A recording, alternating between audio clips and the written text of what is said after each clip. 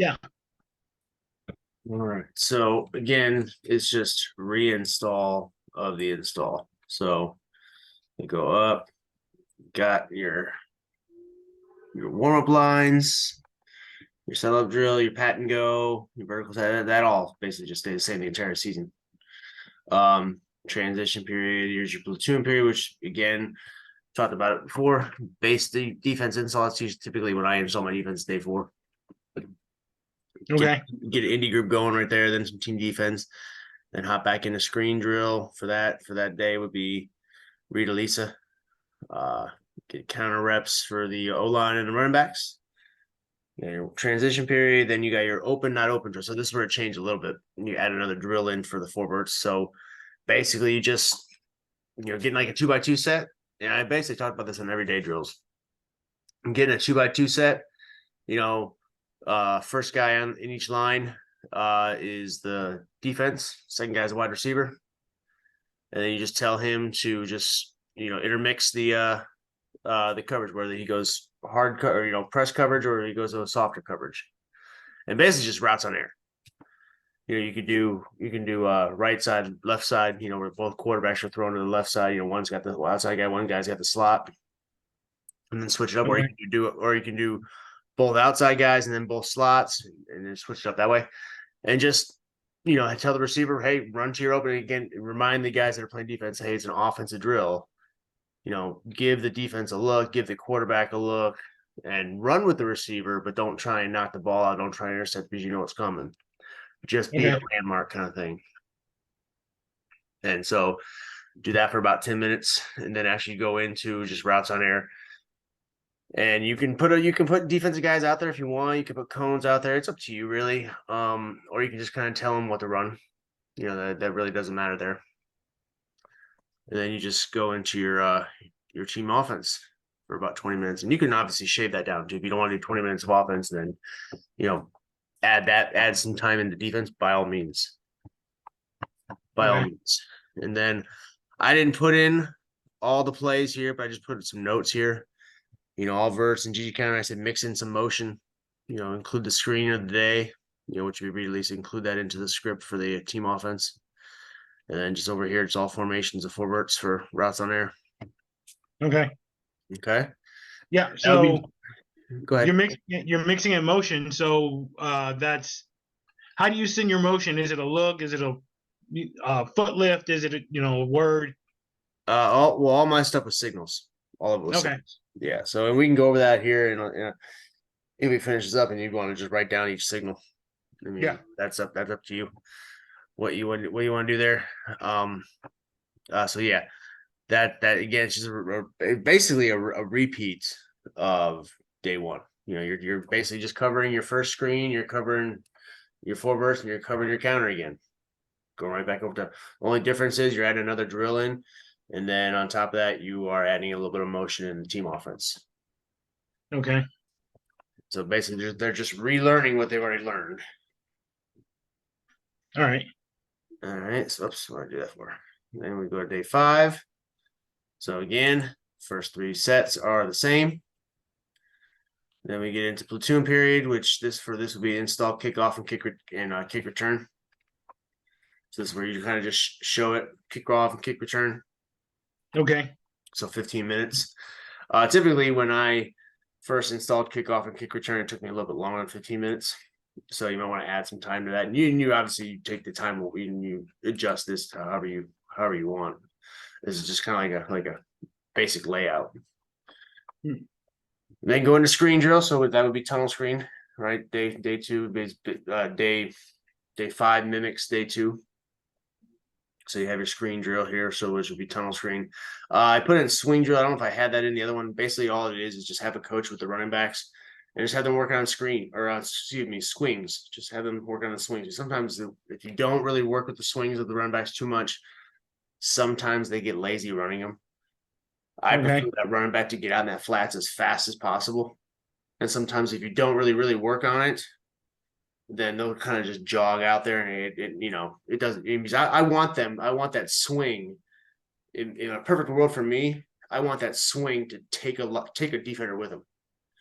And if they're running slow, they're running 50%, that defender's not working very hard. Right. So I want them getting their butts out to that sideline as fast as possible. And again, another perfect world. I want them catching that swing when they're almost at full speed, so they don't have to give up a beat. So I want them working out, getting out there fast. So I would incorporate a swing drill where they're just running swings, just repping the crap out of it. Okay. So do you have them belly when they run swings? Do you what? Do you have them get depth when they're running swing drill? Not really. I mean, maybe like a 1 or 2 step depth, but really it's just kind of it's almost lateral straight, and then kind of start curving a little bit. I Okay. never want them to cross the line of scrimmage though. Right. Okay. And some guys are now, a lot of guys are, and I haven't really messed with it, but a lot of guys are going to the shoot route. I don't know if you've seen that a little bit. I have not. It's a shoot route. It's hard to explain. I have to draw it up. I haven't really had much experience with it. Right now, I'm still kind of a swing guy, so haven't really jumped off that ship yet. So Okay. but look into the shoot route too. One thing I would tell you to look into would be like Joe Salas, his channel. He talks about, he switched to the shoot route. He used to be a swing guy as well. So Okay. So screen drill again. You basically, with a tunnel screen, you're going to be using your quarterbacks, receivers, and linemen. The running backs really aren't doing much of this because again, on tunnel screen, I usually have them swing opposite. Okay. So now we get into some specialty drills here. We got the stick drill and the corner drill. So I talk about these also in my everyday drill. All right. So basically, just stick drill is you can incorporate your outside receivers, or you can just have them run their flies or their verticals and just have a quarterback throw to them. But this is mainly just focused on the slot receiver and the running back. Right. And then you have a defender. You just tell that defender to choose. Right, you either stay with the slot or you run with the running back, and then the quarterback has to make a decision and throw based off what that player does. Okay. So they just read that. They read that. Excuse me. They read that player. So again, the simple rule is if that defender stays in, we throw out. If he goes out, we throw into the stick. Are you peeking the vertical on the stick route at all, or is it just no? It's a pre-snap. If we like it, we see that corner pressed up. Right, and we like that matchup. Quarterback has the freedom to take that shot. Okay. But if that corner is soft, 5 yards or more off, that vertical, excuse me, that vertical is dead and essentially just a clear out route. So, all right. But I would still, with that drill, not to get those slot or those outside receivers bored. Have all your quarterbacks and just switch your quarterback. Say, okay, you're going to throw the vertical. And you're gonna throw the stick or the swing, and then just switch it up. That way they're getting reps catching the ball too. They're not just standing around doing nothing. Right. All right. And then you go into the quarterback going at the same time. What's that? Yeah. So you have one quarterback. So you can go the right side, right? Have both quarterbacks stand there and tell, hey, you're throwing the vert. You're doing the concept, and then you can switch up. Okay, the left side. Now you're throwing the vert. You're throwing the concept. You can go to the left side of the field. Got it. And then you can switch it up so that they get used to it. And then you just switch it back up. Now you go to the corner drill. And so now you're using 3 receivers. So now all 3 receivers, the outside, slot, and running back are involved in the concept. Now you add 1 more defender. So now you add the corner. So you have a corner and you have a linebacker or a overhang defender, whatever you want to call it. Okay. And again, with this drill, just working the corner concept where you tell that quarterback, your eyes go to that cornerback first. If he does anything but bail, if he bails, now we watch the overhang. But if he does anything else, he stays, if he stays in the flats, or if he runs with the outside receiver, we are throwing that corner route over the top automatically. Okay. So his eyes go cornerback, then to overhang. But if that corner stays low, then he's throwing that corner right over the top. Right. And so we just read that. And so we'll tell the defenders, okay, tell them, hey, do different things. Make either bail or stay low or chase. You have 3 choices. Don't make the same choice because again, kids will get lazy and they'll do the same thing over and over and over again. You just tell them to switch it up. Right. So Okay. Yeah. that's the corner drill. Okay. And then while they're doing that, offensive line's working on combo drills, which is inside zone for inside zone. So they're just working on their combo blocks and carrying those combo blocks up to the second level. And so then after that, you can just rep inside zone and just give them different looks.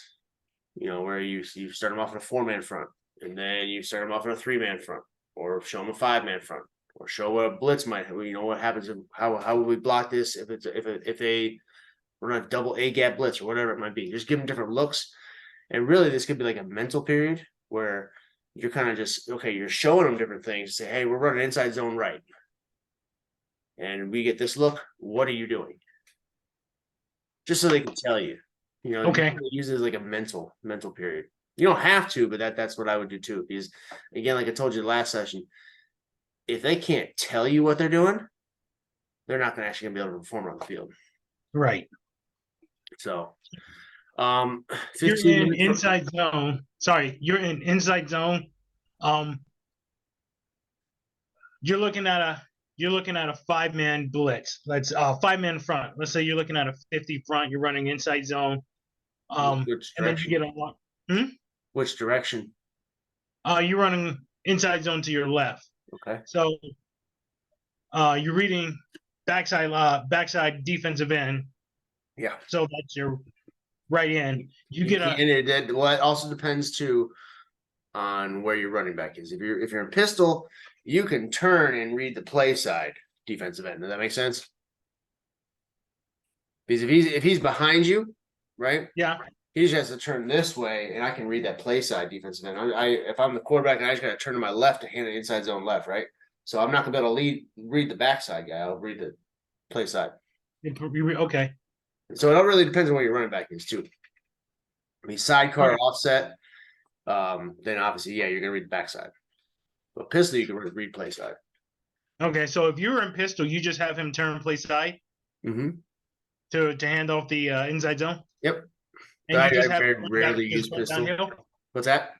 You have your running back just run downhill. Yeah, run downhill. Okay. The way I see it, it gives him a little bit more momentum. That's kind of why I like the offset position more so than I do the sidecar, because it gives him that opportunity, especially when running inside zone, to get that downhill momentum. Whereas sidecar, he's got to come across the quarterback first and then take his steps up the field to get his momentum. Whereas if he's offset a little bit, he has that backwards positioning, I guess you would say, to come forward and start gaining that momentum. Does that make sense? Yeah. So he's offset to the right because you're running inside zone to the left. Yep. And you're reading backside defensive end. Yeah, that's right. Yeah. Okay. Backside and sidecar would be backside defensive end. Right. Yep. So versus pistol, you can do play side. Right. You can do backside too, also. You could, but if you're pistol, if running back's directly behind me and I'm running inside zone to my left, I got to turn here to my left. I'm running to my left. I'm thinking, so he comes from behind you and kind of he comes to your right because you're turning to your right. He comes to your right and then crosses. He would come that way if we're running counter. Oh, okay. Does that make sense? So like if I was going to run counter right and I was in pistol, I'd turn to my left. Okay. The running back would come to my left and then cut it around and follow behind the pulling guard and pulling tackle. Okay. That way I'd be reading the backside, sure. All right. But but that's pistol. I mean, but I didn't really use pistol that often. Okay. We use it almost exclusively on the team I'm on now. But so it was kind of a new. I don't say a new thing, but something I had to get used to last year was, operating pretty much primarily out of pistol. Okay. So if you're in that 5-man front, you're running inside zone to your left. Or basically, let's change that up. You're running shallow cross. You get 5-man front, so basically you got big on big, Yeah. And you get a linebacker that walks down. So now you got 5 men. Now you got six guys in a box. How do you account for that? How do you account for that outside linebacker maybe walking down, or maybe it might be a Mike linebacker walking in? How do you? Well, I mean, establish this early. You know, it was questions that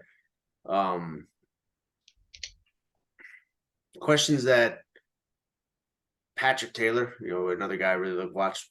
You know, he I forget who he was talking. I think he was talking. It was a video with him in last year, which he said he always had his quarterbacks, you know, ask themselves questions. 3 questions. I think he had 4, but I can't remember the fourth. 4 questions, you know, before they went to the line every snap, especially if it was a pass play. And the first 3 I remember. First one was, do I have a receiver open right now? I mean, even if I'm not running 4 verts, do I have a receiver? Is my backside open right now? You know what I mean? Right. Will he be coming there and say, do I have somebody open right now?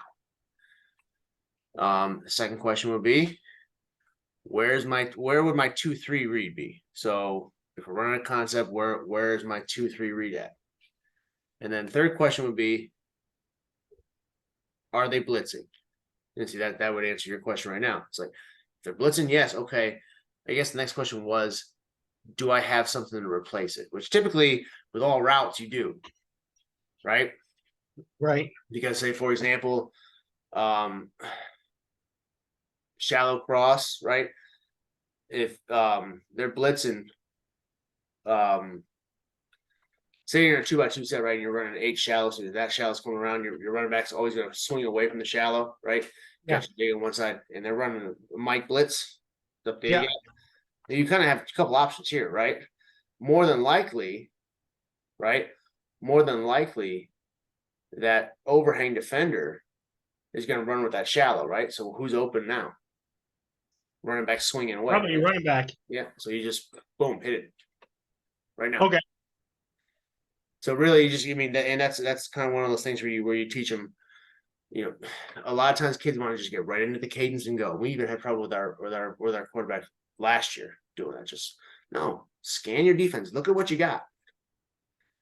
You know, even though you are a no huddle up tempo offense, when you're coming to the line, you can see, you know, what they're giving you. And I always tell my quarterback, I even told my JV quarterback, I should say, pre-snap, the defense is going to tell you 80% of the picture. 80% of what they're doing is what they're going to show you pre-snap. Right. So that's good odds for kind of getting a feel of what you're looking at. Okay. It might change some things up, you know, while you're in the middle of your cadence and whatnot, but that's the other 20%. Right. 80% of it's going to be shown pre-snap. So look at what you got first. So you kind of have to slow him down when he gets up to the line. Just slow him down a little bit. Yeah, I mean, just get him in the habit of scanning left to right.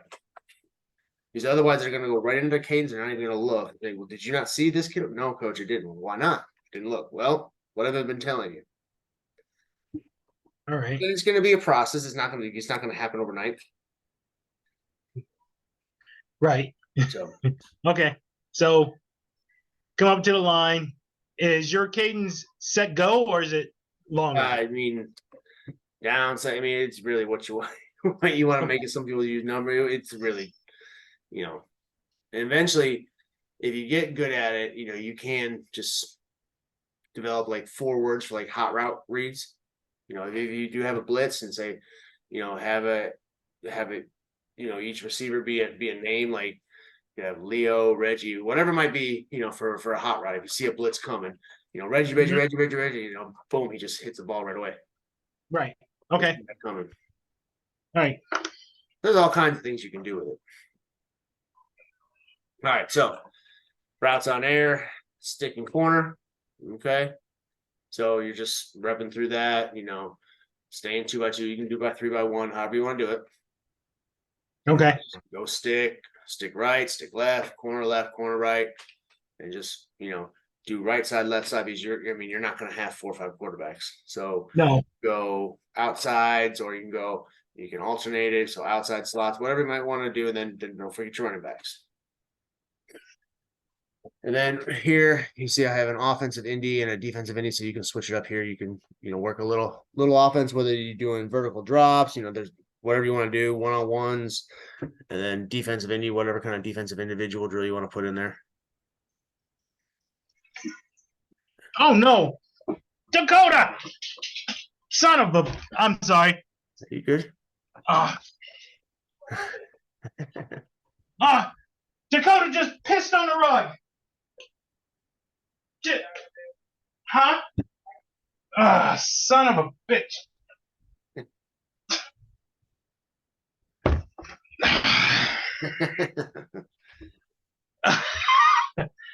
I'll edit this part out.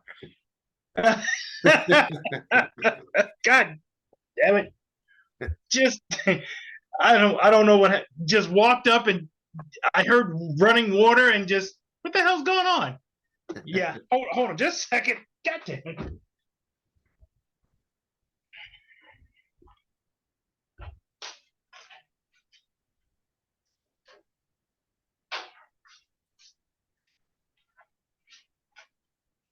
the hell is he thinking?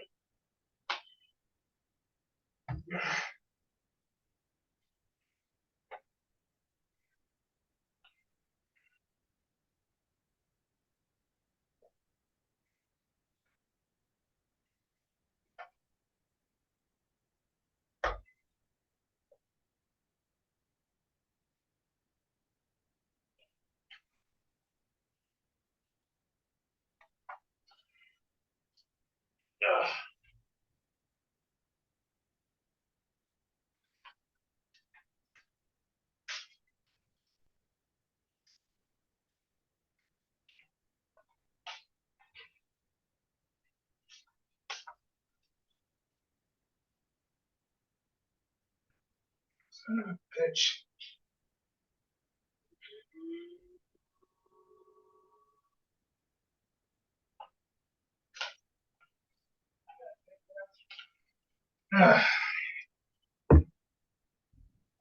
Only got a short time.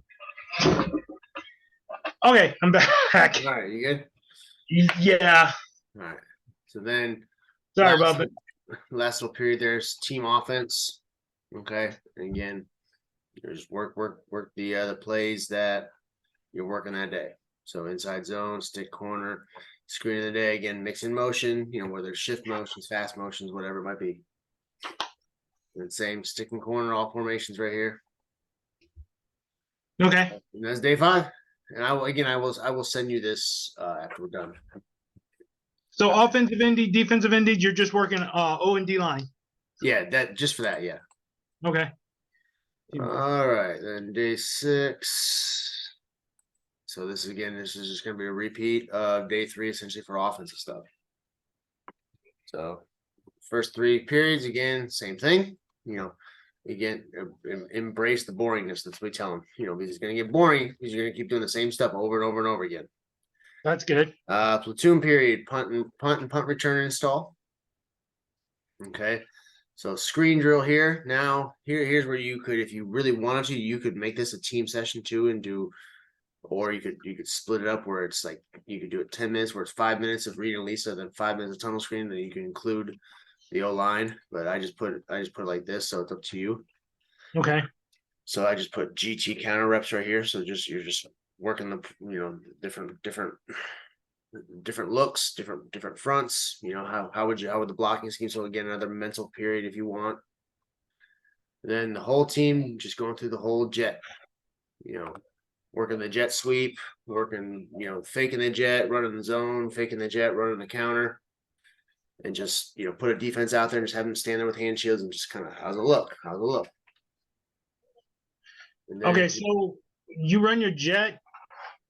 Do you always have your slot receiver block line? But do you have him block linebacker or do you have him block DM? Because you're running that jet, and it might be a little hard for kids this age to reach block. Or is there a certain way you teach? I've never had an issue, especially at that age. Never had an issue with that defense and then making that play in that jet because we rep it so that we're running it so fast, right? And we have it timed where I want quarterback. I want you to snap that ball when that slot receiver gets to his near side tackle, right? So he's getting that ball and he should be at full speed, and he's around that corner before that defensive end's almost even out of the snap. So that other opposite slot, typically we have him blocking the overhand. Okay. And we try and tell. I don't know if you said you watched the jet video. You see the one film of the jet, and that's middle school. There's only one clip on there that's high school. Okay. But and I talk about how he turns it up, he cuts the corner when I want him to stay outside because I show that there's all that grass outside. That's typically where I want that jet going. I want that jet going because that outside receiver, he's running a clear out vertical. He's just getting deep. And hopefully he takes that corner with him so it clears out more space. So very rarely do I want them to cut it up to the inside because there's no help there. Correct. So, but if you rep it well enough and they're running at full speed, then that jet man should be getting that handoff or that toss or that pitch at full speed to the point where he's crossed the line before that defensive end even has a chance to make a play. Okay.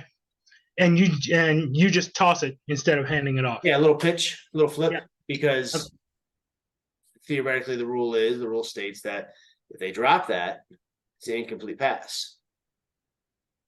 Right. So the only thing you got to do, I would recommend, is obviously talking to the rest before the game and say, hey, we run jet, but we flip it, forward.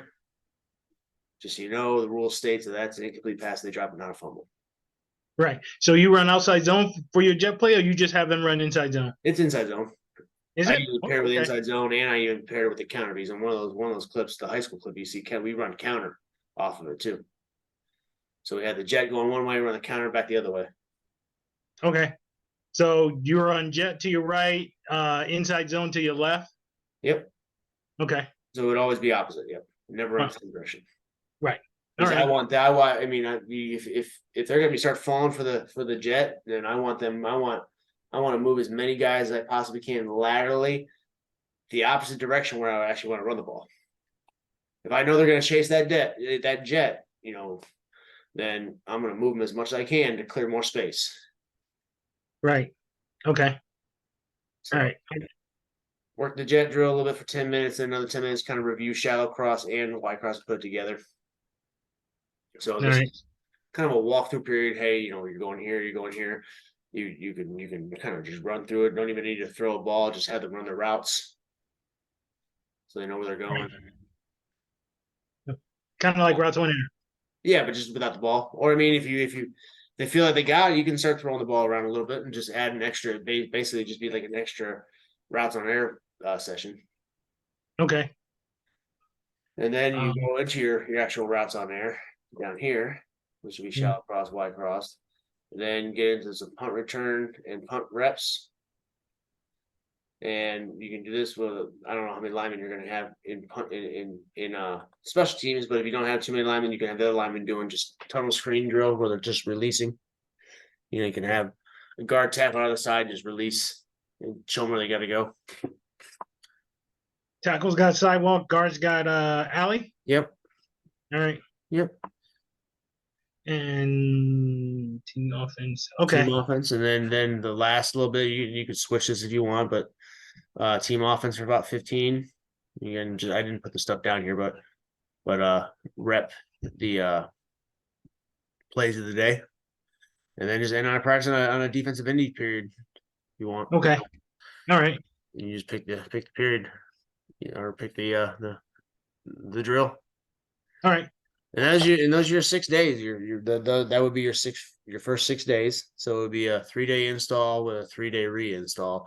But you're also installing like kind of some defense, some special teams.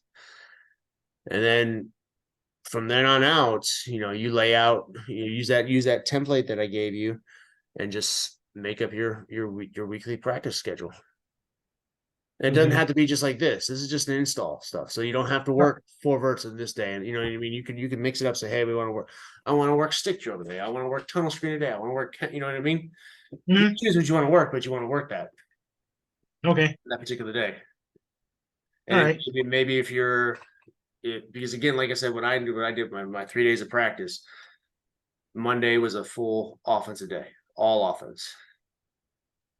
And then Tuesday was the first half of the practice was all defense. I mean, again, I wasn't a believer of spending. I truly didn't think you needed a full day of middle school defense.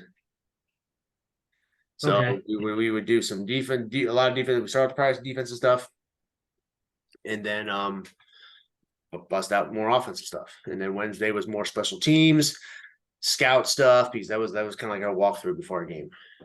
Mhm. And that's that. And essentially, I had those practice plans made up. So I took that blank template, and I said, okay, here's my Monday practice schedule. And I would just plug that in. I'd save that. Plug my Tuesday one, save it. Plug my Wednesday one, save it. And then I would just add in the stuff I wanted, and then print that one off. Okay. Yeah. All right. So I didn't really have to change much. I mean, all my stuff I always want to do on Monday are there. All my stuff I always want to do on Tuesday are there. I just, if there's certain things I want to interchange, I just change those up. All right. Okay. Yeah. That's it. Oh, good. Okay. So, that's it. Any questions? no, it's just gotta, kind of get the hang of the whole, the practice schedule, the way things are going. Yeah. So it's gonna be a lot of moving parts and no standing around. So I like that. No. It's go, go, go, go, go.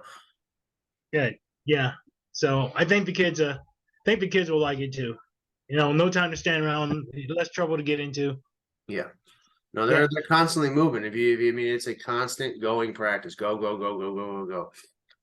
And you can eliminate those water periods if you have water that's with you, so that gives you an extra 10 minutes to the warm up lines. I mean, eventually, get rid of those as well, because eventually I did too. The first month or so of practice, I kept it just to, keep them on a schedule, but then eventually we kind of switched it up. Okay. So there's no conditioning because you're conditioning going. I mean, you got to think about how many times, like for example, like receivers, right? They're running, they're doing settle and noose, and they're immediately going into pat and go, then they're doing routes on. I mean, they're running a lot. Yeah. And when we do team, I got in the habit of, where we run a play, get your ass to that line now. Let's go. Right. And that was especially for the lineman. Let's go, let's go, let's go. And we had a period too where we'd have like spread them out 20, and this was like team offense where we'd have 2 groups of offense, maybe even 3 if we had enough. And we'd have a cone, and maybe like 20 yards, 30 yards away, we'd have another cone. And we'd call a play. Like we'd say ace zone left. First group run, ace zone left, they run it, and then they sprint that cone. Second group, same play. Runs the play, sprint that cone. Then we're going back the other way now. Now we're going to call another play. Boom. And maybe we're going to call early stick. All right, run it. Quarterback chooses who he throws. All right, sprint to that cone. Next group, same play. And just get boom, boom, boom, boom, boom, boom, boom, boom, rapid fire. Okay. Yeah. That was something I got from Brian Kelly and LSU. I saw them do that in a practice video. I was like, well, we can do that. I mean, you'd be amazed at how many reps you get. Right.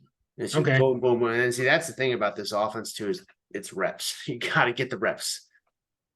It's not so much, going, hey, let's just scrimmage and let's just knock heads. And it's not so much that. It's more just rep. Right. Yeah. Yeah. I don't like to just line up and do a scrimmage thing, because I don't feel like you accomplish a whole lot there. No, because I mean, I'm a true believer of you are, if you scrimmage, that's fine. But your mistakes are going to happen. And see, as a coach, you are, my opinion is, you are a teacher first, coach second, right? You got to teach them first. So if they make a mistake, well, why did they miss it? They need to understand why they made a mistake. Otherwise, they're going to make a mistake again. So you got to stop the scrimmage and teach them, okay, what happened here? Why did you do this? Right.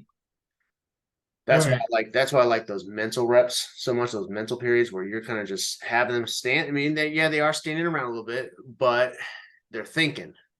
Right. You're getting them thinking, because again, I'm a true believer of, if they can tell you what they got to do, then they'll be able to do it as well. Okay. Got it. So, for your tunnel screens, when you release your lineman, do you have them blocked for like a second or two and then go, or is it just Go. Really, it's kind of just put hands, just tap them and go. Okay. Mind your stand, pop, just give them a quick pop and then go. Right. That's All it. right. Okay. So motions. Your motion and your shift. So is there a word? So you just It was all how do signals you for call me. your play?